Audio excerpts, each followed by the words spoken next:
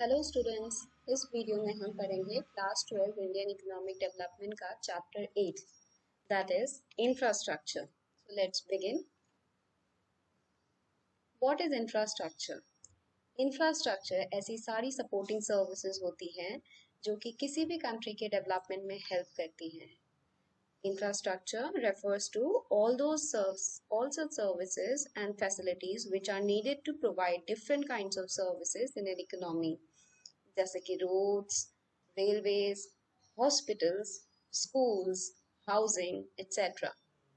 इनके अलावा भी कई चीज़ें होती हैं जैसे कि sanitary system, power station, banking system etcetera. Broadly हम इंफ्रास्ट्रक्चर को दो कैटेगरीज में डिवाइड करते हैं।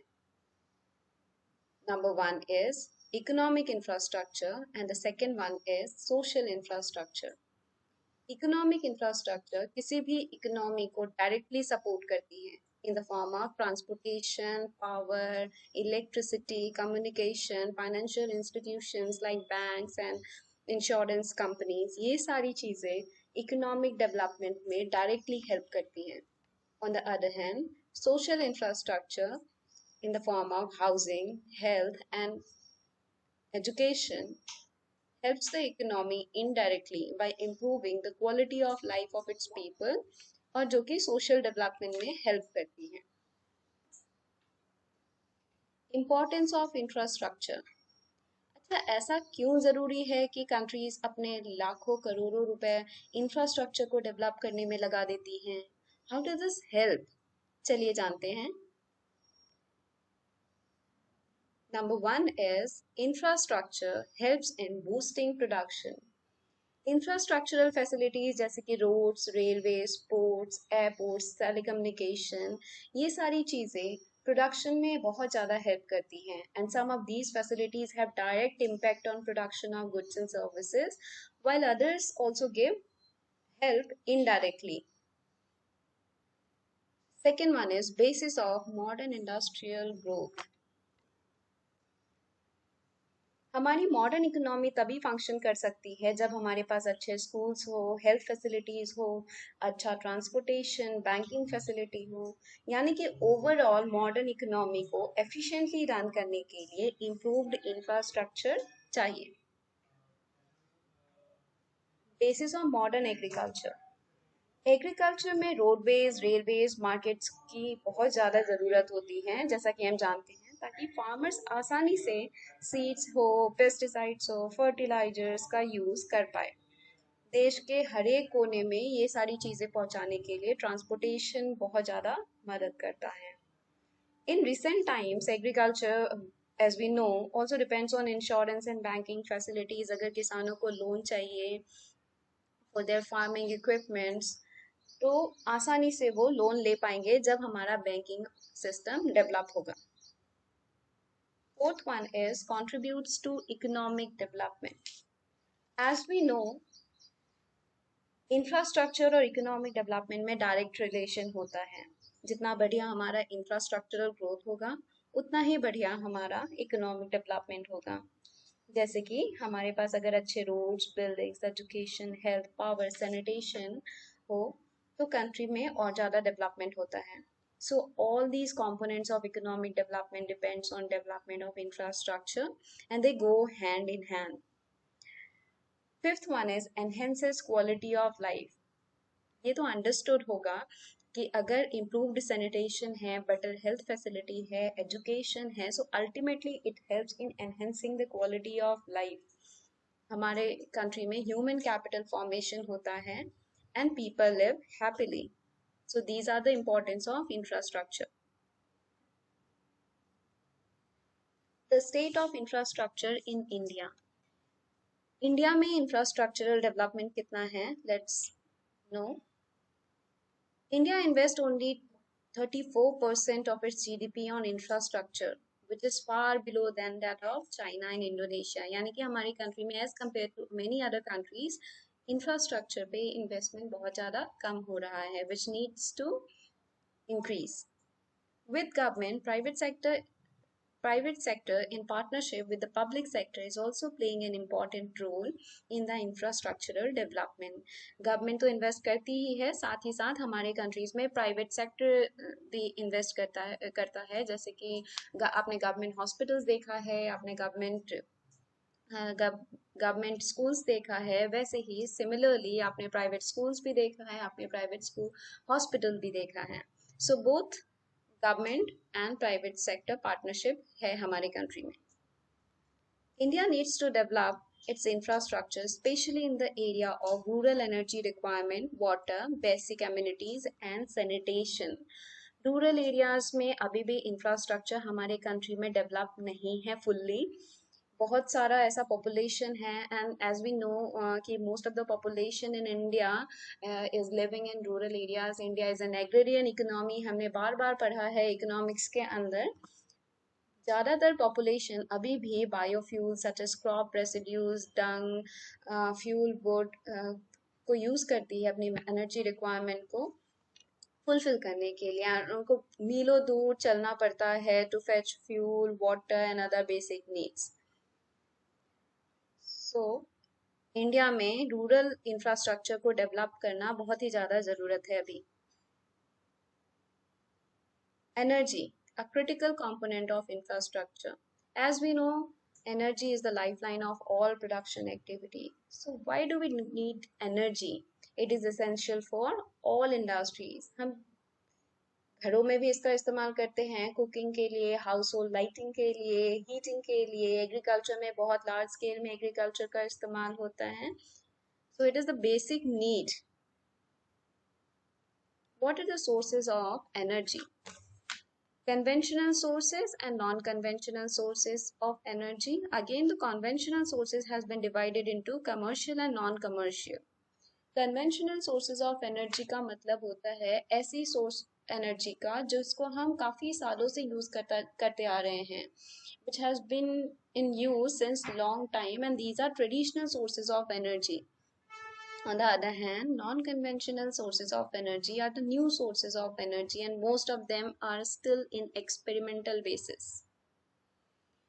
Mostly conventional resources are non-renewable. On the other hand, non-conventional resources are renewable.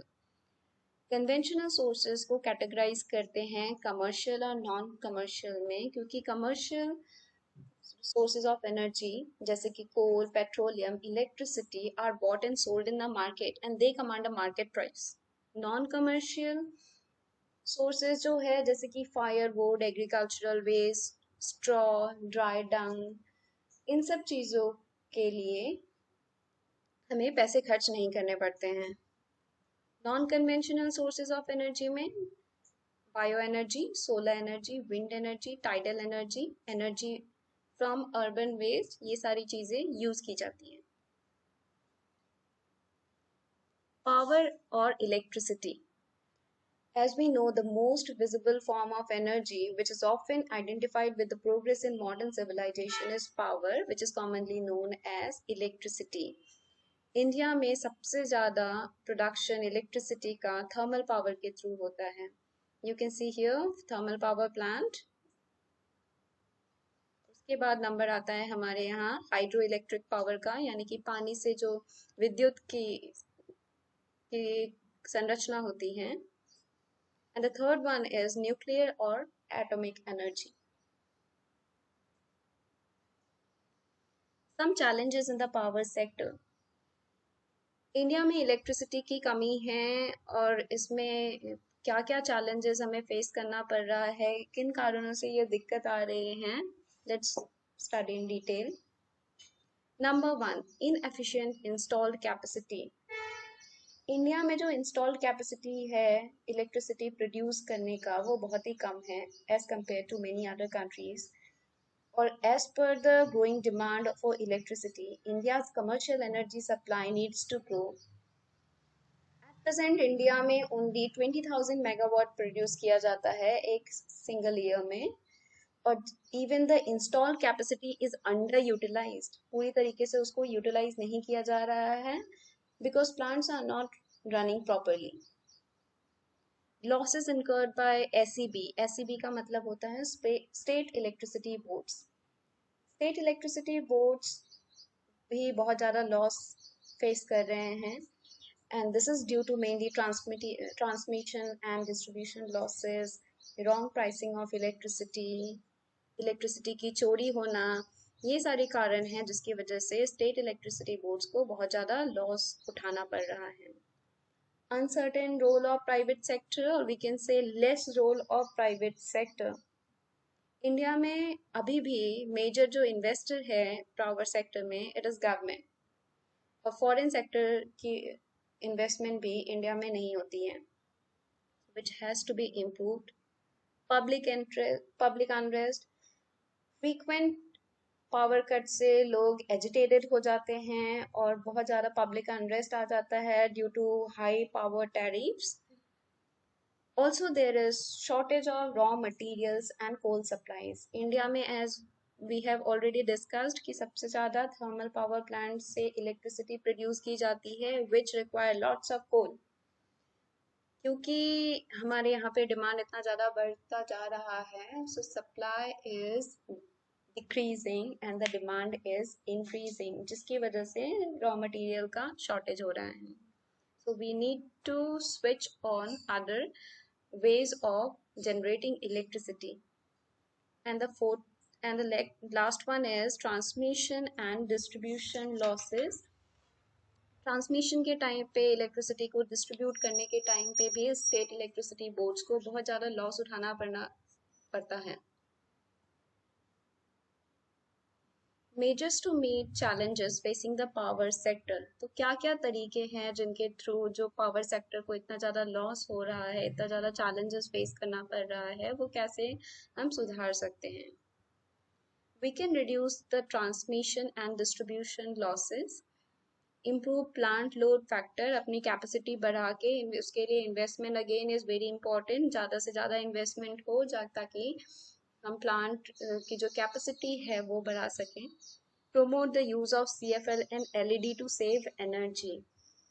CFL जो बल्ब्स होते हैं वो 80% लेस पावर कंज्यूम करते हैं as compare to ordinary bulbs, और उससे भी ज़्यादा एनर्जी एफिशिएंट जो बल्ब आते हैं वो है LED. So instead of using regular bulbs, we should promote the use of CFL and LED. Encourage private sector participation. Government sector के साथ साथ प्राइवेट सेक्टर को भी और फॉरेन इन्वेस्टर्स को भी बहुत से ज़्यादा चांस देना चाहिए ताकि हमारे कंट्री में इलेक्ट्रिसिटी और पावर सेक्टर में बहुत ज़्यादा इन्वेस्टमेंट हो. Encouragement to non conventional sources of energy. जितने भी non conventional sources of energy हैं वो ज़्यादातर environmental friendly होते हैं और they are in abundance and can be renewed, and they also involve less cost of production. So better we should switch to non-conventional sources of energy. Biogas generation program, again biogas जो हम गोबर gas भी बोलते हैं जिसको, ये भी एक non conventional sources of energy है जिसको हम आसानी से रूरल एरियाज में यूज कर सकते हैं. Health infrastructure. Health infrastructure includes hospitals, doctors, nurses, and other paramedical professionals, beds, equipments required in hospitals, and a well-developed pharmaceutical industry. So, ये सारी चीज़ें मिलकर बनती हैं health infrastructure. आप सब लोगों ने फेस किया है COVID-19 का सिचुएशन. इतना प्रॉब्लमेटिक सिचुएशन था, लोगों को बेड्स नहीं मिल रहे थे हॉस्पिटल्स में, मेडिसिन नहीं मिल रही थी, डॉक्टर्स की कमी हो गई थी. तो ये सारी चीज़ें सॉल्व हो सकती है अगर ज़्यादा से ज़्यादा इन्वेस्टमेंट हो हेल्थ इंफ्रास्ट्रक्चर में हमारे गवर्नमेंट के साइड से. हमारा हेल्थ कैसे वर्क साइकिल को इम्पैक्ट करता है, we can see from this flow chart. You can see here a good worker health. एक अच्छा हेल्दी वर्कर अगर काम करने के लिए है तो वर्क प्लेस में भी प्रोडक्टिविटी बढ़ेगी, बिजनेस कॉम्पिटिटिवनेस बढ़ेगा, it will lead to economic development and prosperity and also social wellbeing and wealth. So ultimately it will benefit the economic development of the country. Now let's see what is the state of health infrastructure in India. तो सबसे पहले हम जानते हैं कि जो health infrastructure है और हेल्थ केयर सिस्टम है इंडिया का कैसा है। इंडिया में 3 टायर सिस्टम है हेल्थ इंफ्रास्ट्रक्चर का। Number 1 is primary health care, second is secondary health care and the third one is tertiary health care. Primary health care includes maternal and child health care, promotion of health provision of essential drugs, immunization, educating the people about identifying, preventing, controlling diseases. Primary health care centre rural areas में होता है जहाँ पे basically एक ही doctor होता है और nurses होती हैं और वहाँ पे लिमिटेड मेडिसिन होता है। अगर प्राइमरी हेल्थ केयर में कोई केस हैंडल नहीं हो पा रहा है तो उन्हें रेफर किया जाता है सेकेंडरी हेल्थ केयर में। और सेकेंडरी हेल्थ केयर में बेटर फैसिलिटीज़ होती है जैसे कि सर्जरी, एक्सरे, ईसीजी, इन सारी फैसिलिटीज़ को हम सेकेंडरी हेल्थ केयर इंस्टीट्यूट्स में देख सकते हैं। जब प्राइमरी और सेकेंडरी हेल्थ केयर सेक्टर से केसेस हैंडल नहीं हो पाते हैं then it is managed by tertiary healthcare institutes, जो कि हॉस्पिटल्स होते हैं एडवांस लेवल के जिनके पास बहुत अच्छे अच्छे इक्विपमेंट्स हैं, मेडिसिन है। For example we can take the case example of AIIMS है दिल्ली में, पीजीआई है चंडीगढ़, लखनऊ, इन सारी जगहों पे ये सारे टर्शरी हेल्थ केयर सिस्टम हैं। Expansion of health infrastructure has resulted in the eradication of smallpox, guinea worms, and the near eradication of polio and leprosy in India. तो जैसे जैसे हेल्थ इंफ्रास्ट्रक्चर में हमारा डेवलपमेंट हुआ वैसे वैसे हमने बहुत सारे डिजीजेस को ओवरकम कर लिया है। Development of health services in India, it also has helped in declining the death rate, rise in expectancy of life। अब लोगों की लाइफ एक्सपेक्टेंसी बहुत ज़्यादा बढ़ गई है as compare to pre independent period. Decline in infant mortality rate, शिशु मृत्यु दर में बहुत कमी आई है। कंट्रोल ओवर डेडली डिजीज, जैसा हमने ऊपर पढ़ा ऐसे बहुत सारे डिजीजेज है जिसपे हमने कंट्रोल पा लिया है। इंडिया का खुद का भी सिस्टम है मेडिसिन का, Indian system of medicine which include 6 system. Ayurveda सब लोग जानते हैं, Ayurveda is there, yoga, naturopathy, Unani, Siddha, homeopathy, together we call it AYUSH. You can see AYUSH, together we call it AYUSH. ISMs in short, which is called as Indian System of Medicine, के पास बहुत ज़्यादा potential है and it can solve a large part of the healthcare problems because they are effective, safe and inexpensive। हाँ ये थोड़ा popular नहीं है हमारे मासेस के बीच में, so we need to popularize the system of medicine which is Indian system of medicine। Health as an emerging challenge, अब कौन कौन से चैलेंजेस हम फेस कर रहे हैं। The recent example is during the covid pandemic, जब हमारा हेल्थ इंफ्रास्ट्रक्चर बहुत ही ज़्यादा कोलैप्स होने लगा था और उसकी वजह से हमारा इकोनॉमिक स्लो डाउन हो रहा था। You can see this picture, rural areas में लोगों के पास बेड्स नहीं थे, एक बेड में 2-3 लोग आप आराम से देख सकते थे। रूरल एरियाज में डॉक्टर्स की कमी थी, सैनिटेशन की कमी थी उस टाइम पे। डॉक्टर पॉपुलेशन रेशियो भी इंडिया में कम है as compare to many other developed countries, यानी कि पॉपुलेशन के आधार पे डॉक्टर की काफ़ी कमी है। Let's read about the problems of health infrastructure in India. There is unequal distribution of healthcare services. You must have seen कि जो developed cities है, developed states हैं, वहाँ पे बहुत ज़्यादा अच्छा health facility आपको मिलेगा as compared to the other states, जैसे कि बिहार का कोई स्टेट हो गया, सॉरी डिस्ट्रिक्ट हो गया, मध्य प्रदेश, राजस्थान, उत्तर प्रदेश, यहाँ पे जो हेल्थ केयर फैसिलिटी है वो पिछड़ी है as compare to health facilities of Delhi, Maharashtra, Kerala, which has to be improved. Second one is increasing privatization of health services. Privatization of health services is good, but to what extent? आप लोगों ने TV में देखा होगा, न्यूज चैनल्स पे देखा होगा कि जो प्राइवेट हॉस्पिटल्स है इतना ज्यादा बिल बना के दे देते हैं, 2 लाख का, 3 लाख का, 15-15 लाख का बिल बना के दे देते हैं for a normal disease also. तो जो ये कंट्रोल है प्राइवेट सेक्टर के हेल्थ सर्विसेज पे, it has to be imposed, और अभी ये बहुत ही ज्यादा प्रॉब्लम क्रिएट करती है for the middle class and poor families. Poor sanitation level, अगर हम गांव के हॉस्पिटल्स देख ले, रूरल एरियाज के हॉस्पिटल्स देख ले, गवर्नमेंट हॉस्पिटल्स, तो वहाँ पे सैनिटेशन बहुत अच्छा नहीं है. Poor upkeep and maintenance of government health centres and poor management. सरकार ने हॉस्पिटल्स तो बनवा दिए हैं लेकिन उसका अच्छे से देख रेख नहीं होता. insufficient medical infrastructure in rural areas. Medical infrastructure की काफ़ी कमी है, इक्विपमेंट, मेडिकल इक्विपमेंट्स नहीं हैं, डॉक्टर्स नहीं हैं. सो ये सारी परेशानियों की वजह से लोगों को बहुत ज़्यादा प्रॉब्लम फेस करनी पड़ती है. Women's health. Women suffer many disadvantages as compared to men in the areas of education, participation in economic activities, and healthcare. More than 50% of married women in the age group of 15 to 49 years have anemia.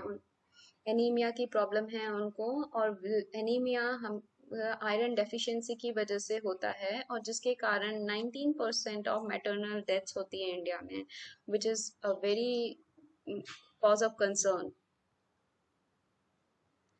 Suggestions for better health infrastructure. So हम क्या कर सकते हैं, हमारी country क्या कर सकती है ताकि हमारा इंफ्रास्ट्रक्चर बहुत ज़्यादा बेटर हो जाए, एट पार हो जाए डेवलप्ड कंट्रीज के. सबसे पहले तो decentralisation of public health services बहुत ही ज़रूरी है कि रादर देन कि हम हमारे यहाँ डेवलप्ड स्टेट्स में और डेवलप्ड सिटीज़ में हेल्थ इंफ्रास्ट्रक्चर बेटर हो, रूरल एरियाज में देश के हर एक कोने में अच्छी स्वास्थ्य सुविधाएं मुहैया कराई जाए. क्रिएटिंग अवेयरनेस, लोगों को सैनिटेशन के बारे में, लोगों को डिजीजेस से बचने के बारे में, हाइजीन के बारे में अवगत कराया जाए. Reducing gap between urban and rural health care system.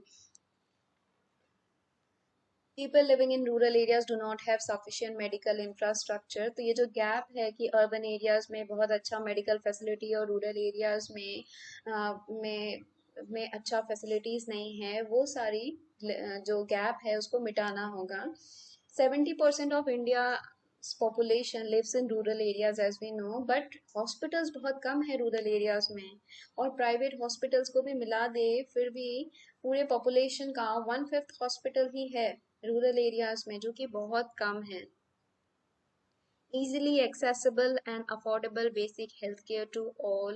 healthcare facilities हो और ऐसा हो ताकि सभी लोग एक्सेस कर पाए, जरूरत पड़ने पे जा पाए वहाँ पे, और अफोर्डेबल भी हो ताकि poor families, middle class families, they can afford the basic health care facilities every time. बहुत बार ऐसा होता है कि पुअर फैमिलीज को अगर हेल्थ को ध्यान में रखना है तो इतना ज़्यादा बिल आ जाता है हॉस्पिटल्स का कि उनको अपने घर बार बेचने पड़ जाते हैं. सो इसलिए जो हेल्थ केयर फैसिलिटी है वो अफोर्डेबल होना बहुत ज़रूरी है, और उसके लिए ज़्यादा से ज़्यादा इन्वेस्टमेंट करना पड़ेगा हेल्थ इंफ्रास्ट्रक्चर में, गवर्नमेंट के साइड से, प्राइवेट सेक्टर के साइड से, इवन फॉरेन इन्वेस्टर्स के भी साइड से, सो दैट हमारी कंट्री में पब्लिक हेल्थ फैसिलिटीज बेहतर से बेहतर हो. Thank you. This is it for this chapter. Have a good day.